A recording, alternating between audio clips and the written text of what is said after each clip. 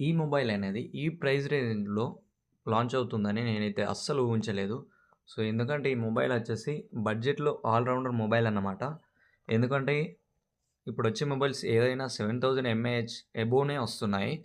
So, 16,000లో అంటే ఈ mobile చాలా బెస్ట్ అన్నమాట. అండ్ అలాగే ఇందులో మనకు 60 వాట్ సూపర్ వూక్ చార్జర్ గూడా ఇన్‌బాక్స్‌లోనే వస్తుంది. అండ్ అలాగే ఈ మొబైల్ వచ్చేసి మనకు వాటర్‌లో గూడా సర్వైవ్ అవ్వగలదు. ఎందుకంటే ఇది IP69 రేటింగ్‌తో వస్తుంది. అండ్ అలాగే ఇందులో ఏఐ ఎఫిషియన్సీ బూస్టర్ అయితే ఉంటుంది. మీరు ఏదైనా ఫోటో తీసి స్కాన్ చేసినా గాని మనకు ఇమేజ్ అనేది డాక్యుమెంట్ అయిపోతుంది. సో, ఇక్కడ మనకు 4000 నిట్స్ AMOLED సన్‌లైట్ డిస్‌ప్లే ఉంటుంది. సో, సన్‌లైట్‌లో గూడా చాలా మంచి విజిబిలిటీ అయితే ఉంటుంది.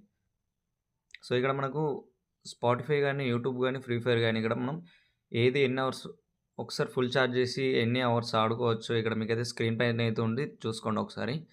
సో, అండ్ అలాగే ఇందులో వచ్చేసి మనకు మీడియాటెక్ 6400 మ్యాక్స్ చిప్‌సెట్‌నైతే యూజ్ చేశారు.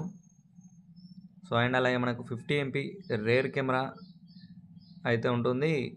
అండ్ ఇందులో ఇమేజెస్ అయితే చాలా డీసెంట్‌గా ఉంటాయి. సో, ఎందుకంటే బడ్జెట్ మొబైల్ కాబట్టి ఎక్కువగా ఎక్స్‌పెక్ట్ అయితే చేయకూడదు.